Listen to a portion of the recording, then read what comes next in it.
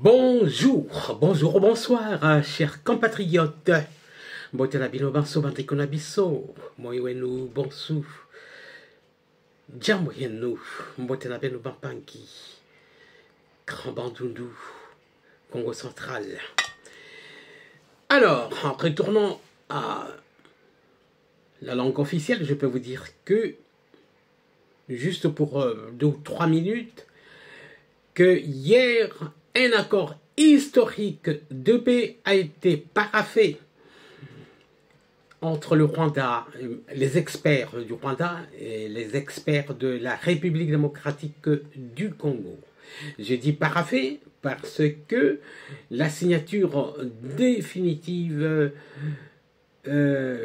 sera apposée sur ce document d'accord de paix historique le 27 juin. Le 27 juin, ce n'est pas loin, c'est dans 8 jours. Voilà. Voilà, exactement. Je vous laisse suivez. Le 17 juin 2025 marque une date mémorable dans l'histoire de la République démocratique du Congo, RDC et du Rwanda, où un accord historique a été paraphé, ouvrant la voie à une paix durable.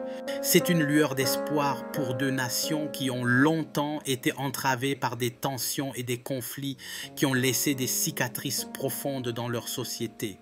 Le 27 juin, lors d'une réunion ministérielle, cet accord sera officiellement signé, marquant ainsi une nouvelle ère de coopération et de compréhension entre les 2 pays.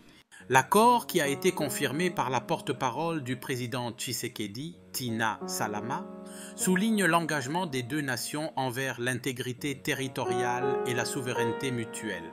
Ce point crucial pose les fondations d'une relation réciproquement respectueuse, essentielle pour apaiser les craintes et construire une confiance durable. En s'engageant à ne plus violer l'intégrité territoriale de l'autre, la RDC et le Rwanda signalent une volonté de surmonter les chapitres sombres de leur histoire.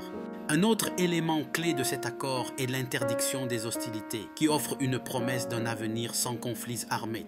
En mettant fin à la violence, les 2 pays ouvrent la porte à des échanges pacifiques et constructifs, permettant aux habitants de mener une vie quotidienne sans crainte de guerre. Cette mesure est vitale car elle pave le chemin vers des dialogues constructifs et vers des solutions aux défis communs. De plus, l'accord traite également du désengagement, du désarmement et de l'intégration conditionnelle des groupes armés non étatiques. Cette démarche comprend des stratégies pragmatiques visant à éliminer les menaces posées par ces groupes, redonnant ainsi une place primordiale à l'état de droit. La transformation de ces groupes en acteurs constructifs au sein de la société représente un tournant essentiel pour la paix et la sécurité régionale. Les États-Unis jouent un rôle de médiateur essentiel dans ces négociations, ce qui souligne l'importance de la communauté internationale dans la recherche d'une résolution durable au conflit. Cet accord n'est pas simplement un document, mais un symbole de l'espoir collectif de voir les Grands Lacs se transformer en un espace de paix, de prospérité et de compréhension mutuelle. Alors que la signature officielle de l'accord approche, l'espoir grandit pour les peuples de la RDC et du Rwanda qui aspirent à un avenir où la coopération remplace la méfiance et où chacun peut vivre en harmonie dans un climat de paix durable et de prospérité partagée.